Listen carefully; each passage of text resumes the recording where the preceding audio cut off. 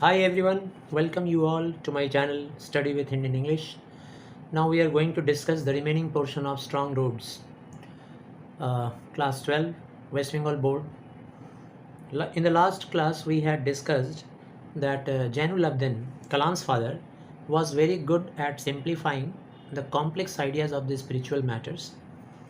अब आइए हम लोग देखते हैं कि वो जो कॉम्प्लेक्स आइडियाज़ जो थे स्पिरिचुअल मैटर का, जिसमें एक एग्जांपल भी दिया हुआ था कि इंसान को कभी भी परेशानियों से डरना नहीं चाहिए, क्योंकि इंसान जो होता है ना, वो भगवान का हिस्सा होता है, भगवान का अंश होता है, ऐसा हम लोगों ने पढ़ा था। और मुश्किलों को हम लोगों को वेलकम करना चाहिए अपने लाइफ में, क्योंकि मुश्किलें जो होती है वो इंट्रोस्पेक्शन का मौका देती हैं। Adversities always brings opportunities for introspection, ऐसा हम लोगों ने लाइन पढ़ा था।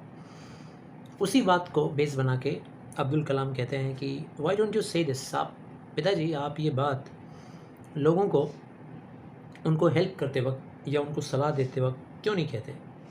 जो आपके पास सलाह लेने आते हैं, जो हेल्प लेने आते हैं, आप ये बात उन्हें क्यों नहीं समझाते हैं?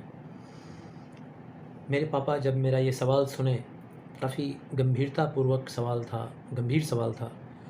उन्होंने अपने हाथों को मेरे कंधे पे रखा, मेरी आँखों में आँखें डाल कर देखा।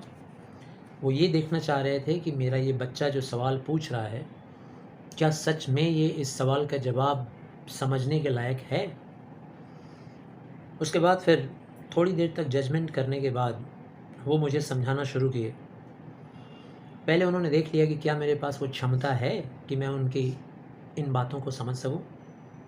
फिर वो जवाब दिए, बहुत ही लो आवाज़ में, धीमी आवाज़ में, लेकिन बातें बड़ी गहरी थी, लंबी लंबी, दबाव देते हुए बातों पर उन्होंने कहना शुरू किया। उनका ये जो आंसर था, उस आंसर ने हमको स्ट्रेंज एनर्जी, एक बहुत ही विचित्र किस्म की ऊर्जा और उत्साह से भर दिया, इंथ्यूजियाज्म से। उन्होंने कहा, देखो इन्वर्टेड कॉमा स्टार्ट हो रहा है, तो इन्वर्टेड कॉमा के अंदर जो कुछ भी लिखा हुआ है ये सब उनके द्वारा बताई गई बातें थी। तो उन्होंने कहा कि जब कभी भी इंसान खुद को जब अकेला पाता है, तो अकेलेपन में ये इंसान का नेचुरल हैबिट है, रिएक्शन है, नेचुरल रिएक्शन, कि वो साथी ढूंढने लगता है। ठीक है ना, हर एक इंसान अकेलेपन में साथी ढूंढने लगता है। हम लोग कहते हैं ना कि जाओ, मुझे किसी की ज़रूरत नहीं है, अब तेरे बिन जी लेंगे हम, ऐसा हम लोग कहते हैं। लेकिन नहीं, जब कभी भी हम लोग अकेले हो जाते हैं तो फिर से हम लोग साथी ढूंढने लगते हैं। और जब इंसान ट्रबल में होता है, यानी परेशानियों में जब होता है, they look for someone to help him, तो फिर इंसान ढूंढने लगता है किसी ऐसे हेल्पर को जो उसकी मुश्किलों में उसकी मदद करने के लिए उसके पास आ जाए। और फिर जब कभी भी इंसान किसी ऐसे मोड़ पे आ जाए, ज़िंदगी के ऐसे मोड़ पे जो रास्ता इम्पास हो, मतलब वहाँ से रास्ता गुजरने का सारे रास्ते बंद हो जाएं, तब इंसान ऐसे इंसान को ढूंढने लगता है, किसी दूसरे इंसान को जो उसे मार्गदर्शन दे, जो उसे रास्ता दिखाए। एवरी रिकरेंट एंग्विश, रिकरेंट का मतलब होता है जो बार बार आती हैं ज़िंदगी में। ये जो एंग्विश है ना, एंग्विश का मतलब पेन, दर्द। इंसान की ज़िंदगी में दर्द ही दर्द है। तो हर ये दर्द जो बार बार हमारी ज़िंदगी में आता है, जो बार बार हमारी ज़िंदगी में लॉन्गिंग आता है, लॉन्गिंग का मतलब इंतज़ार, जो बार बार हमारी ज़िंदगी में डिज़ायर आता है, एक डिज़ायर मरने के बाद दूसरी डिज़ायर आती है, दूसरे के बाद तीसरी डिज़ायर, इच्छाएं कभी ख़त्म नहीं होती मरते दम तक। तो यहाँ तीन चीज़ों का नाम लिया गया है, एक पेन, दूसरा इंतज़ार, लॉन्गिंग, और तीसरा डिज़ायर। जब जब हमें इन तीनों की रिकरेंट ज़रूरत पड़ती है हमारी ज़िंदगी में, तो हम लोगों को कोई ना कोई एक स्पेशल हेल्पर मिल ही जाता है, हमारा काम रुकता नहीं है। For the people who come to me in distress, फिर उन्होंने बताया कि बेटा, जो लोग मेरे पास परेशानियों में आते हैं, मुश्किलों में आते हैं, डिस्ट्रेस में, तकलीफ़ों में आते हैं, उनके लिए मैं कुछ हूँ नहीं, मैं बस गो बिटवीन हूँ। गो बिटवीन मतलब मैं एक माध्यम हूँ, ज़रिया हूँ। गो बिटवीन किस चीज़ के बीच में? एक तो उनकी कोशिश के बीच में, इन देयर एफर्ट, एफर्ट मतलब कोशिश, उनकी जो कोशिश होती है ना, to propitiate demonic forces. Demonic forces मतलब शैतानी, नेगेटिव जो ताकतें होती हैं। किसी इंसान को तकलीफ़ कब आती है? जब उसके लाइफ में कोई नेगेटिव फोर्स आ जाता है, कोई शैतानी ताकत आ जाती है जो उसके पॉजिटिविटी को रोकती है। तब वो इंसान क्या करता है? अपने उस डेमोनिक फोर्स को कम करने की, प्रोपिशिएट करने की कोशिश करता है। और उसी कोशिश में वो क्या करता है? प्रेयर करता है, प्रार्थना, ऑफरिंग्स देता है, मतलब चढ़ावा देता है भगवान को, और फिर वो हमारे पास भी आता है।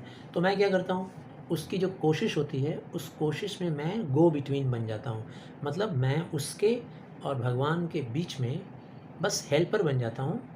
मैं भी उसके साथ साथ प्रेयर में लग जाता हूँ, मैं भी उसके साथ साथ ऑफरिंग्स में लग जाता हूँ, और प्रार्थना में दोनों मिलकर, दोनों की ताकतें काम करती हैं, और उसके लाइफ की जो डिमोनिक फोर्सेस हैं वो प्रोपिशिएट हो जाती हैं, कम हो जाती हैं। लेकिन साथ साथ जैनुल अब्दीन ये भी समझाते हैं कि, कहते हैं कि बेटा, ये जो तरीका मैं अपनाता हूँ ना, go between, this is not a correct approach. ये सही रास्ता लेकिन नहीं है, और इसे नहीं फॉलो करना चाहिए।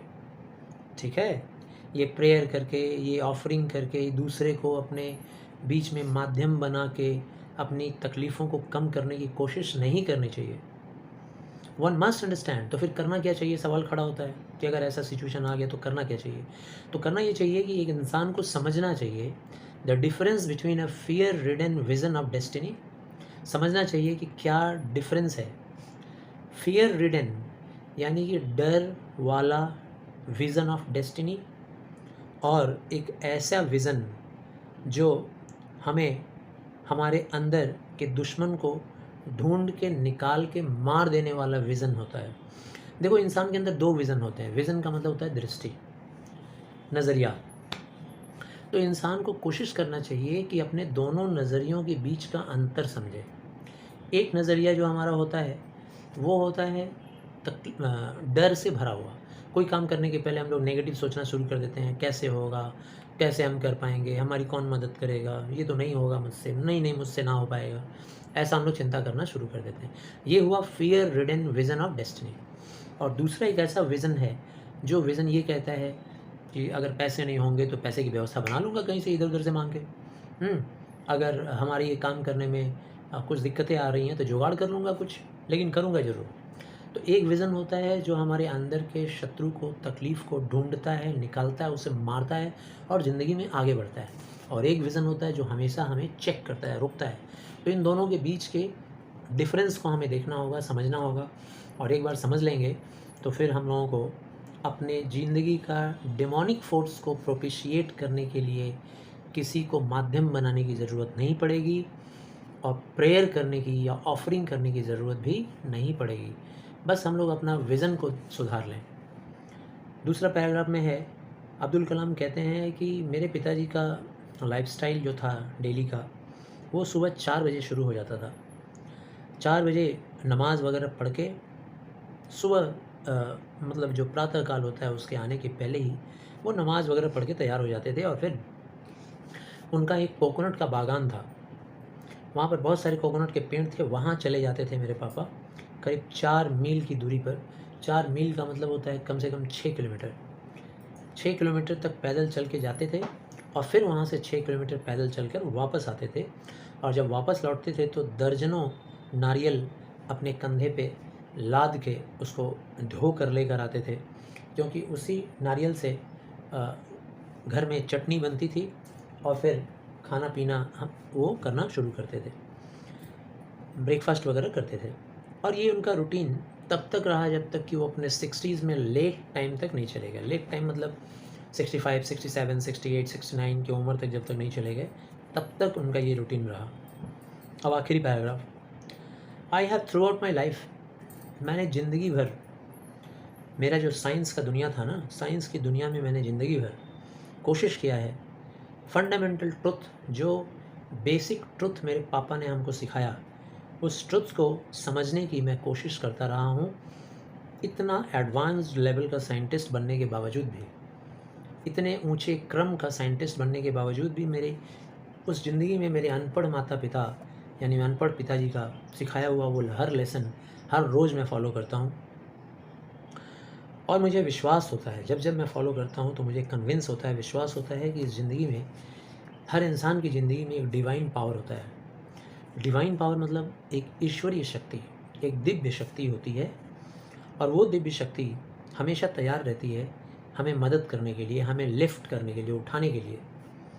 अगर कभी भी हम लोग कन्फ्यूजन में आ जाते हैं, परेशानी में, कभी हम लोग माइजरी में आ जाते हैं, तकलीफ़ में, मेलांकली हमें दुख हो जाता है, या हम कहीं फ़ेल हो जाते हैं किसी काम में, तो फिर वो दिव्य शक्ति जो होती है ना, वो हमें लिफ्ट करती है हमारे प्रेजेंट कंडीशन से और हमें उठाकर सही जगह पर पहुंचा देती है, उचित स्थान पर ले आकर पहुंचा देती है। तो हमें घबराने की बात नहीं है, हर वक्त ईश्वर का साथ हमारे साथ है। और एक बार अगर इंसान, कोई भी इंडिविजुअल अपने इमोशनल और फिज़िकल बॉन्डिंग से दूर हो जाए। इमोशनल और फिज़िकल बॉन्डिंग क्या होता है? इमोशनल बॉन्डिंग वो होता है जो हम लोग अपने परिवार के सदस्यों के साथ बॉन्डिंग में बंधे जाते हैं।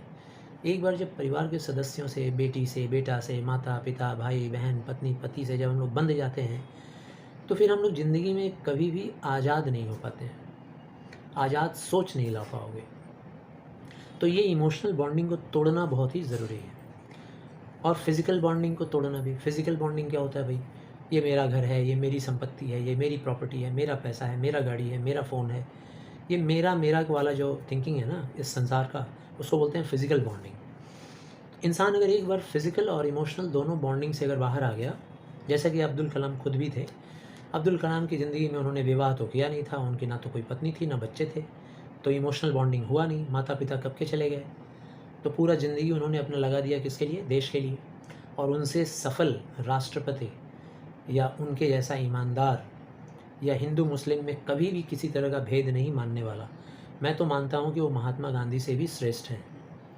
तो ऐसे इंसान जिनके अंदर फिज़िकल बॉन्डिंग भी नहीं थी, राष्ट्रपति जब रिटायर्ड होते हैं तो उनको अपने चॉइस का अपने स्टेट में हक होता है कि वो एक जगह चुने और वहाँ उनको सरकारी बंगला बनाकर ज़िंदगी भर जीने के लिए दे दिया जाता है। लेकिन अब्दुल कलाम जब रिटायर्ड हुए तो वही अपने छोटे से मकान में शिफ्ट हो गए और उन्होंने कोई गिफ्ट नहीं लिया सरकार से। इतनी ईमानदारी थी उनके अंदर। तो ऐसा ही वो दुनिया को भी सिखाना चाह रहे हैं। कहते हैं कि अगर एक बार इंसान फिज़िकल और इमोशनल बॉन्डिंग से दूर हो गया, बस तब वो उस रास्ते पे निकल पड़ता है जहाँ उसका दिल, आत्मा आज़ाद हो जाता है और खुशियाँ ही खुशियाँ मिलती हैं दूसरों की मदद करके, और पीस ऑफ माइंड। इसी पीस के लिए तो हम लोग इंतज़ार करते हैं, इसी शांति का तो हम लोग ज़िंदगी भर प्रयास करते हैं पाने का। वो पीस हमें मिल जाता है, सुकून मिल जाता है। तो आई गेस आपको ये चैप्टर समझ में आया। लाइक कीजिए प्लीज़, सब्सक्राइब कीजिए चैनल को, दोस्तों के साथ शेयर भी कीजिए।